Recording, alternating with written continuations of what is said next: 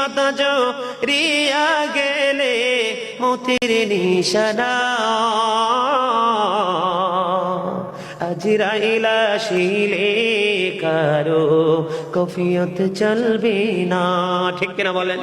মরণেরই কথা মানুষ মরণেরই